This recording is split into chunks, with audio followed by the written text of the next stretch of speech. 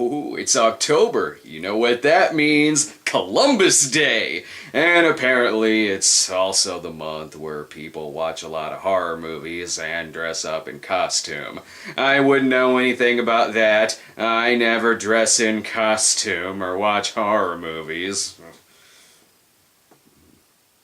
Believe it or not, one of the biggest requests I get involving Halloween-themed films isn't any movie from the Halloween franchise, but it's this 1986 hard rock-themed horror flick called Trick or Treat, not to be confused with the one with no O in the title. It's the story of a teenage metalhead who is bullied in school and gets a little help from the ghost of his dead rocker hero via a haunted record. It's also the story of what Skippy from Family Ties was doing while not hanging out with the Keatons. That's right, the movie stars Mark Price, best known as Skippy. It's also the directorial debut of character actor Charles Martin Smith of American Graffiti and The Untouchables. But most importantly, you can now say that you're watching an 80s horror film from the director of Air Bud and Dolphin Tale. Seriously. And since it's often requested to me, I'm sure it's really good. Really fucking good. It's the 1986 De Laurentiis film that's no Blue Velvet, but is at least better than King Kong Lives. Let's get this rock party started! Go, bear these tidings to great Lucifer. Say Faustus doth surrender up his soul. I already have to listen to scripture in the Pure Flicks movies. I don't need it in the 80s horror flicks, too. The hardest part of this movie will be resisting the urge to reference Rocket's Your Decision. We start out by showing posters of bands and performers who aren't the person singing, and just what the hell is playing.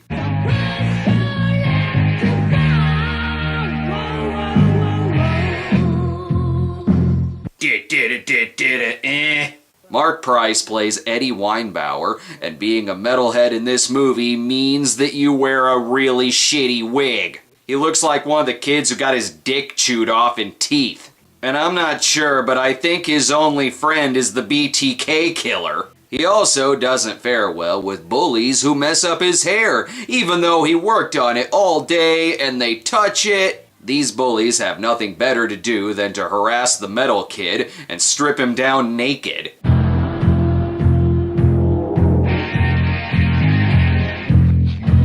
And then he grows up to become Dwayne Johnson and partners with Kevin Hart. It'll do really well, but will be instantly forgotten. But at least he has his music. I mean, I've got thoughts in my head that nobody but you would understand.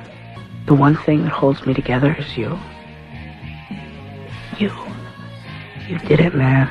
Hot damn, he's gonna fuck that poster of Michael Hutchins. His rock hero is Sammy Kerr, played by the late Tony Fields. Sammy's act apparently consists of biting snakes in half, dousing himself in blood, and sexually harassing a microphone. But what does his music sound like?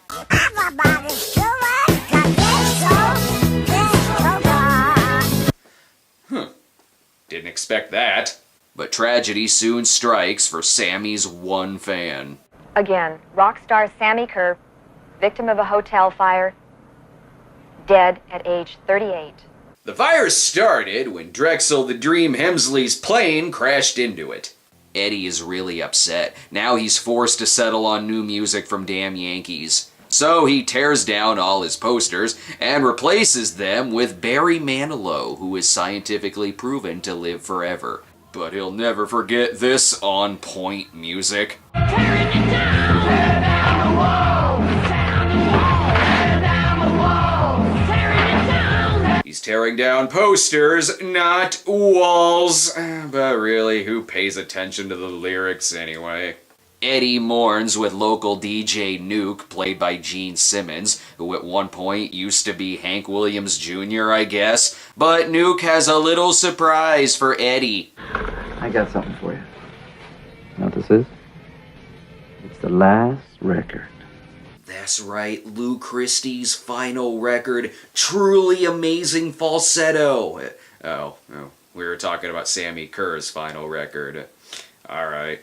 Nuke has plans on playing Sammy's final record at midnight on Halloween. That way people will be asleep while it's playing. It's the only copy in the world, so it makes sense to loan it to the kid who's known for tearing up shit in a nerd rage. And then he leaves Eddie with his "God, I'm gonna fuck that wig" eyes. Eddie's friend looks like they wanted to give him a Skippy look, not realizing they hired Skippy himself as the lead.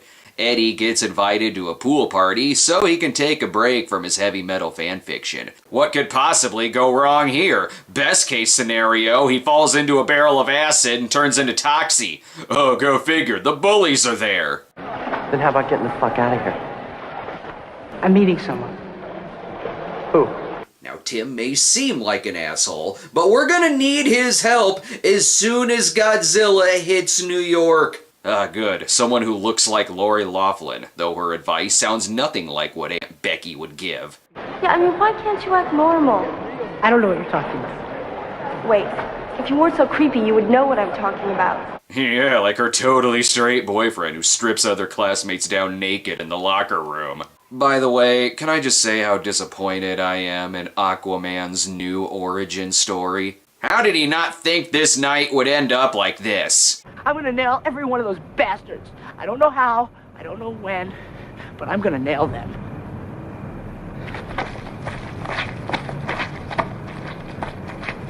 Yes, he's gonna track water all over their freshly cleaned carpets. Now's as good a time as any to listen to that new album. That's quite the meh face you're giving.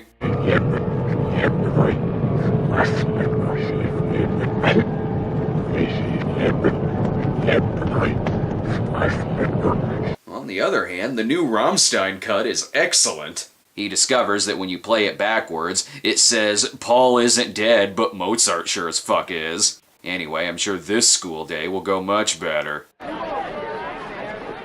Hey, it's Aquaman. I already made that fucking joke! Eddie gets his revenge, though, by starting a fucking prison riot. This had better not get slapsticky.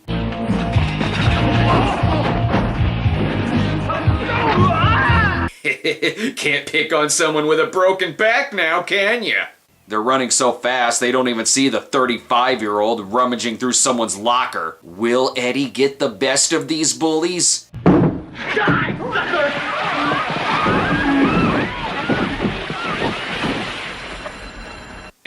They're not gonna get in any trouble. That would affect their football scholarship. Eddie's friend, however, is a little unimpressed with the album. I think it's your ordinary run-of-the-mill backmass message, just like he did on Fuck With Fire, Burnin' Metal, and Torture's Too Kind. Are those albums, singles, or forgotten Herschel Gordon Lewis movies? Rest in peace. Now he's off to go tend to the corpses in his fridge, while we at home play 80s metalhead or hipster. Or let's just listen to that haunted record again.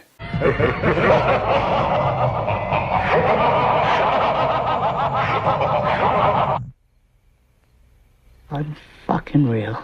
The same thing happens when you play Judy's Turn to Cry by Leslie Gore in reverse. It's not that abnormal. The record tells him to go to shop class, so I'm assuming the record wants him to build an ark. And on that ark will be 2 of every kind of mullet. If you can get past the bullies, who by the way nailed their Bright Lights Big City audition. Oh no, this isn't Bright Lights Big City at all. He won the role as Giovanni Lombardo Radice in City of the Living Dead.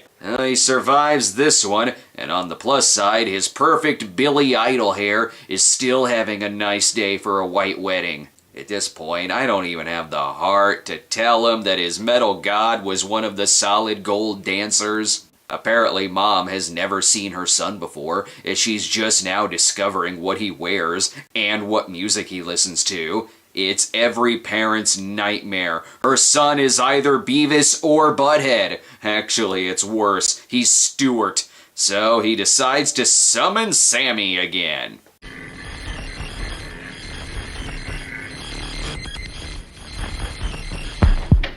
Oh, hey, it's his best song yet. Oh, look, he made Tim a mixtape. I sure hope it's got some Simply Red on there. And the creepiest person in the movie is still the bone and panty collector, even with Eddie dressing like a reject from Griff Tannen's gang. Tim, meanwhile, is waiting for the Great Pumpkin to rise, and by Great Pumpkin, I mean his dick. But when he goes to take a piss, his girlfriend decides to listen to some music.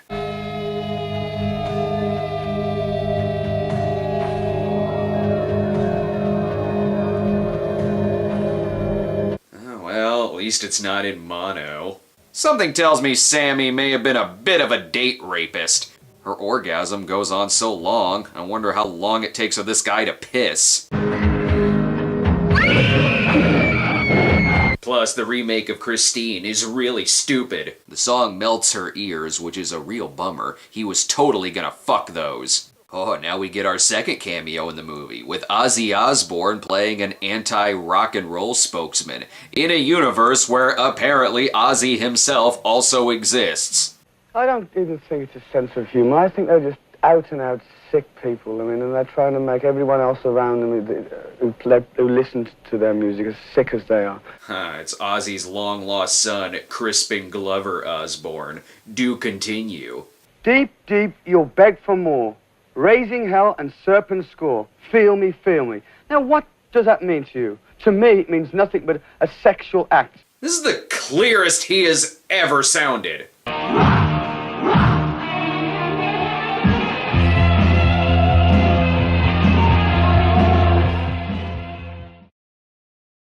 Tim shows up at Eddie's house instead of going to the cops, but Eddie has his pumpkins perfectly trained.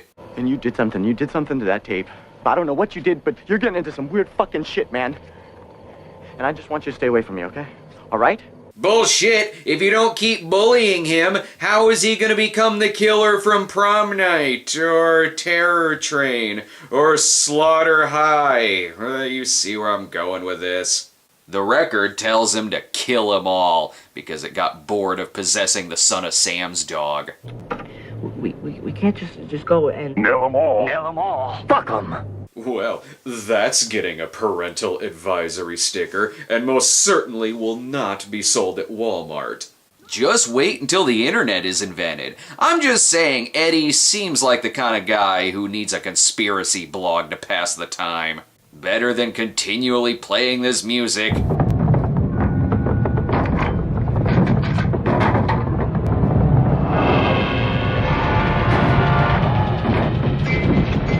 Turn that shit down. And the record is made even more evil through the power of Pepsi. Coke would have just made it sound like the latest Slayer album. Oh hey, good horror effects. Haven't seen that in a while.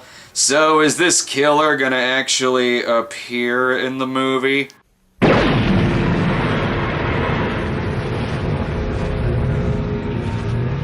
Holy shit, it's Lita Ford! This is like Nightmare on Elm Street if Freddy had a bitch and scandal collection. Oh, we're not through Cameo City yet, I see. These evil people have just got to be stopped. Is it weird that if this were some kind of 700 Club anti-rock movie, it'd probably have the same script? Dude, what are you doing now? How are you gonna sell all of this to a pawn shop 20 years later? Also, that is not your record, bro. Even Mom is upset by this. What have you done to your stereo? I wanted a new one. Well, too bad. You're getting a Nintendo for Christmas, just like everyone else. I've spent so much time comparing this kid to a serial killer, I didn't even realize he had a name, and apparently it's Roger. So Eddie wants Roger to steal the haunted cassette from Tim's car. He's smart enough to dress in all black, but dumb enough to do this in broad daylight. Not only did I not realize the character had a name, but it also just hit me that Roger is played by X-Files writer and producer Glenn Morgan in his only acting role. Eddie wanted Roger to destroy the tape, so of course he listens to it instead, and it blows out his speakers before he can get to his Goombay Dance Band album. The hell is going on here? He was a... Great, the movie's become so bored with itself, it's channel surfing. Sammy wants Roger to play the music at the school dance, or he's gonna keep killing off public access celebrities. It's Halloween proper, which explains why Eddie's mom is dressed like Steffi Love. And the movie finally has trick-or-treating in it, so I guess we can name the movie after that now. Eddie finds out the school dance is playing the Haunted Sammy album, so he races to the school, even though for some reason there's already another haunted cassette in his car, which magically changed it into Ash's car from Evil Dead. I know what's happening. The car is now haunted by the ghost of Hal Needham. And then he just leaves and abandons his car. Irresponsible. Now for a cameo from the movie's director, Groucho Martin Smith. But Sammy's ghost soon arrives to play a set.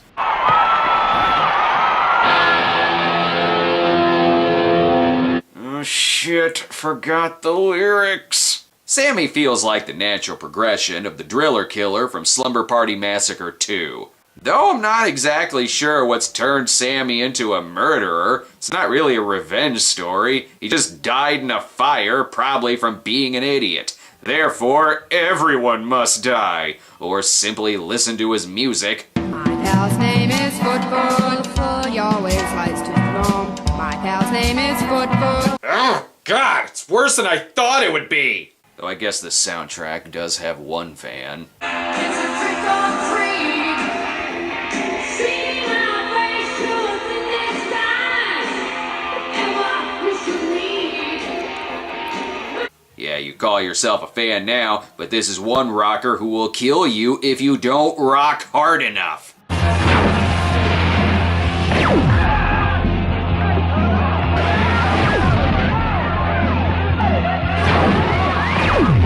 Just like the time Sid Vicious shot and killed his audience with guitar lightning. Throughout all of this, the band just keeps on playing until he turns on them.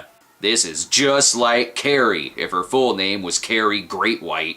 Tim, surprisingly, hasn't been killed off yet, just in time to confess that yes, he is indeed Bryan Adams. Is he gonna have a moment of redemption in the movie's final act? You are such an asshole! How is this guy still alive? Hell, Eddie actually tries saving him, but that's not gonna help.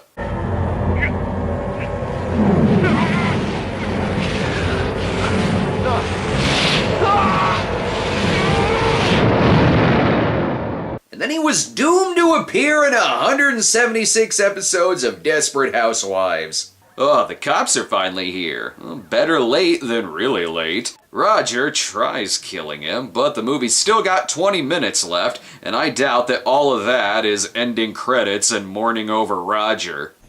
He's dead.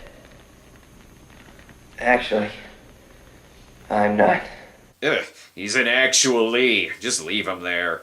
So even though everyone saw Sammy zapping people on stage, Eddie is still blamed for this, so he has to escape the cops. He tries calling up Nuke to warn him that Nuke is one eye away from being the worst film ever made. He's also trying to stop Nuke from playing the record on the air. Across the country, Dr. Chalice is also stopping stations from playing the Silver Shamrock commercial. Everyone dies this Halloween. Whatever, it's not like he's gonna play the album backwards. In the true spirit of Halloween, the Eve of the Dead, we're gonna play this first cut backwards. Crank it up.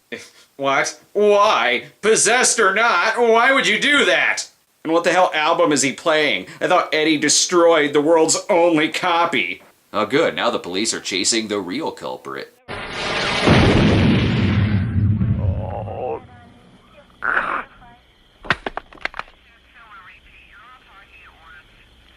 Unfortunately, he was stopped by Officer Looney Tunes. But there are some fine chuckles to be had here, unironically.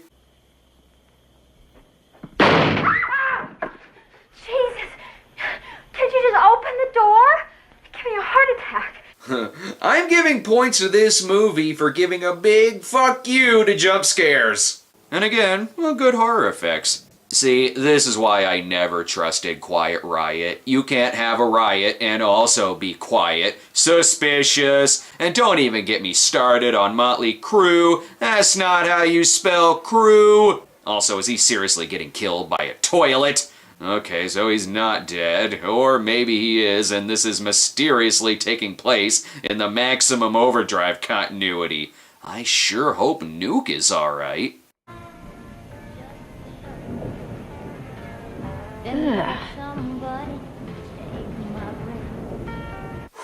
Thank God we still have Vinnie Vincent! Sammy has retired from performing and is instead directing the latest Gary Newman video. But Eddie has a big plan to finally finish off Sammy. How about that toilet, huh?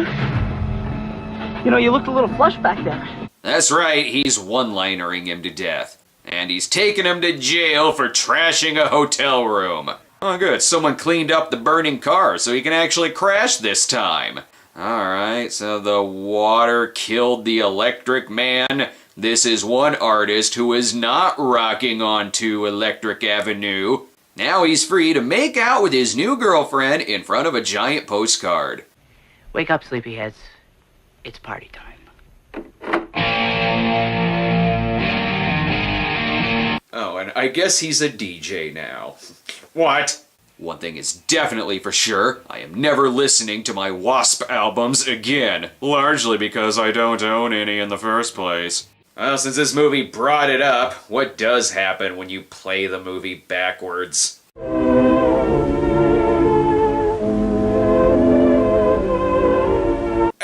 Fuck that! I'm not falling asleep in the middle of a review again. Just play the movie regularly. The film only made about $6 million at the box office, but perhaps it made an extra profit by spending years in every $5 DVD bin in the country with this ridiculously misleading box cover that makes it look like it stars Gene Simmons and Ozzy Osbourne. I prefer the original poster, which makes it look like it stars Stacey Jacks from Rock of Ages. Well, I was very disappointed in this film for over-spotlighting loud noise over the quiet dignity of a fine metropolitan opera. How am I supposed to sip on a glass of clinker brick wine when the soundtrack keeps breaking my glass? Perhaps someday we can get an opera horror film starring Ralph Malph. Naturally, we've got more Halloween-themed episodes to look forward to this month, but since we haven't done a fan poll in a while, subscribers to our Patreon page can vote on the next episode. And these spooktacular choices include the 2005 horror film Jack-O-Lantern. Evil lives in everything, like a Freddy pumpkin. What else we got here? We got the comedy Spaced Invaders. Sure, relive your disappointment. Alright, what's the next Halloween movie we got? I think it might actually be empty. Just go ahead and pop up something for me. What? Fucking Windy City? The hell does that have to do with Halloween? Nothing! Absolutely nothing! The goddamn poll is drunk again! Okay, fine. Those three choices. Have fun. Die, commie pig.